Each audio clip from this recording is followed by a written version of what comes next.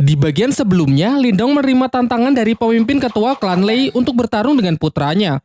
Meskipun duel tersebut berlangsung sangat sengit, Lindong dapat memenangkannya sehingga pabrik kayu yang dipertaruhkan jatuh kepada klan Lin.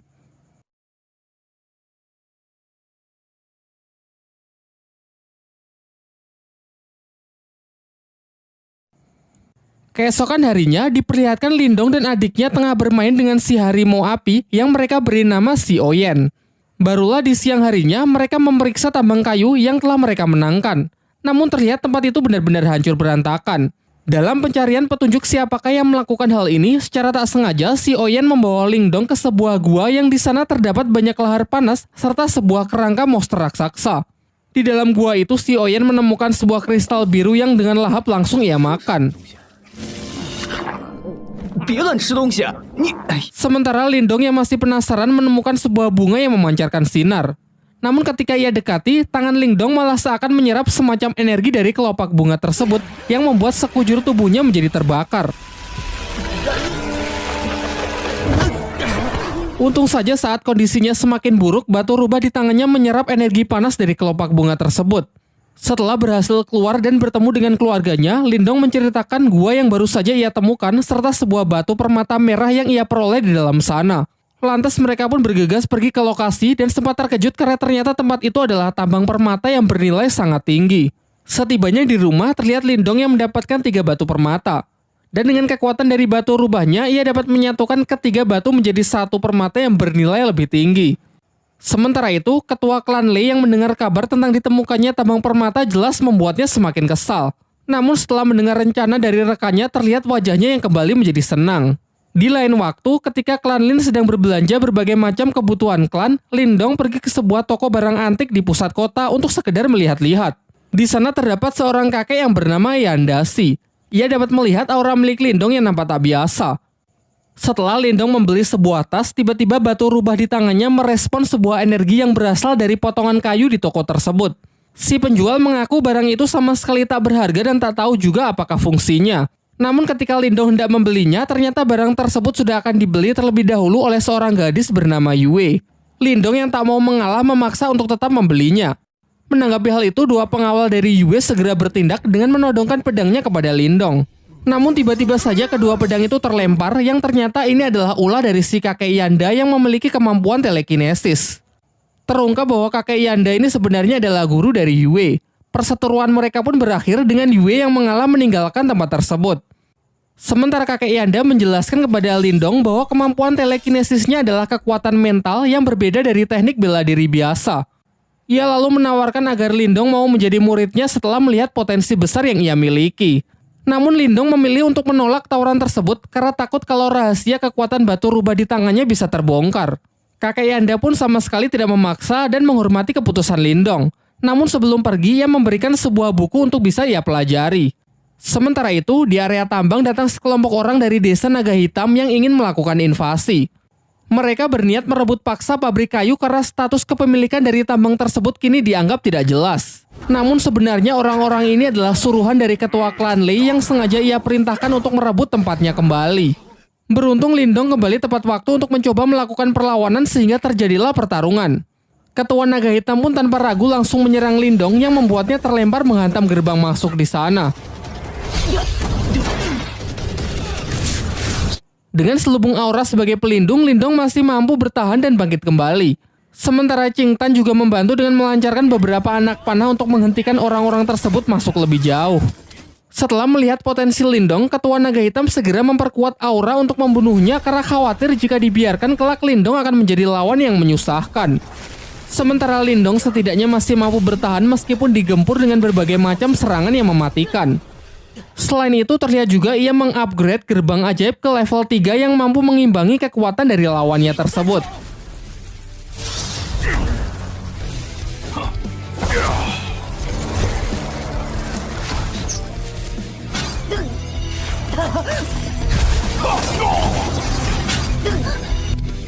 Ketika telah kehabisan energi, entah bagaimana Lindong mampu mengisi ulang energinya dengan menyerap energi alam. Ia pun meminta Qing Tan bersama si Oyen agar mengulur waktu setidaknya sampai energinya terisi penuh. Jelas hal ini sama sekali tidak mudah, terlebih lagi karena bagaimanapun juga mereka telah kalah jumlah. Hingga saat salah seorang musuh berhasil melukai Lindong, seketika Lindong bangkit serta luka-lukanya bisa sembuh dengan sangat cepat karena energinya yang terkumpul telah lebih dari cukup. Dan benar saja, setelah bangkit kekuatan Lindong kini menjadi berkali-kali lipat sehingga di ronde kedua ini hanya dengan sekali pukulan ia dapat mengalahkan lawannya tersebut.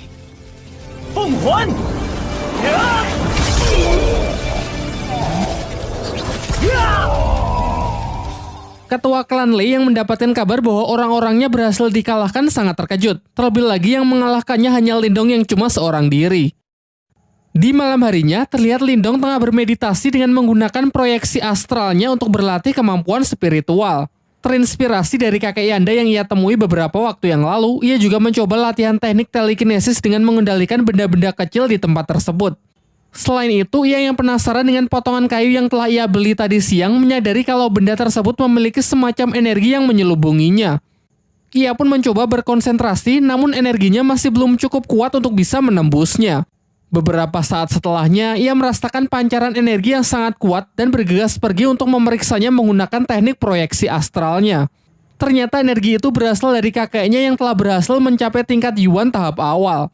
Ia pun lantas segera kembali ke tubuh aslinya untuk menemui sang kakek agar bisa memberikan ucapan selamat.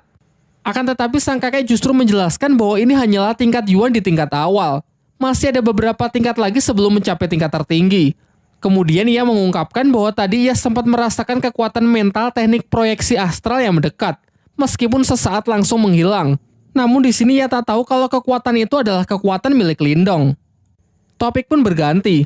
Paman Lindong menyampaikan bahwa tadi ia mendapatkan undangan dari klan Lei untuk membahas mengenai sebuah kerjasama bisnis dengan klan Lin. Singkatnya, setelah cukup berdiskusi, mereka pun sepakat untuk menghadiri undangan tersebut. Keesokan harinya, mereka mendatangi rumah utama milik klan Lei, namun hanya para tetua klan saja yang diperbolehkan untuk masuk. Di saat sedang menunggu, Lindong merasakan ada kekuatan mental yang sangat kuat di sekitarnya yang sedang menggunakan teknik astralnya untuk mengintai. Sementara di dalam ruangan, para tetua klan tengah membicarakan mengenai ajakan kerjasama membangun bisnis untuk keuntungan bersama dengan sistem bagi hasil. Akan tetapi klan Lin keberatan karena dalam kesepakatan itu, ketua klan Lei lah yang akan menjadi pemimpin, sementara klannya hanya akan menjadi bawahannya saja. Di sini terbongkarlah kedok dari ketua klan Lei yang sebenarnya ingin menjadi penguasa di kota tempat mereka. Perdebatan itu pun semakin memanas yang malah membawa mereka dalam sebuah pertarungan.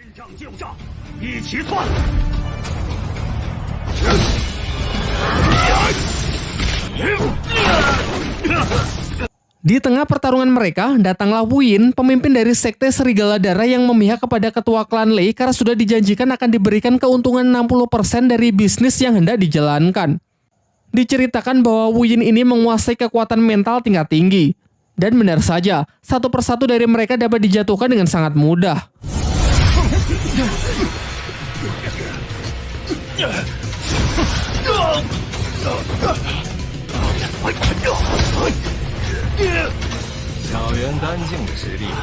Lindong pun tak tinggal diam. Ia berusaha melindungi anggota klannya dengan melawan Gu Yin sendirian. Semuanya pun dibuat sangat terkejut karena Lindong ternyata juga menguasai teknik mental yang sudah berada di tingkat lumayan tinggi. Mereka lantas bertarung dengan sangat sengit. Terlihat Lindong meskipun masih pemula, ia mampu mengimbangi kecepatan dari Gu Yin.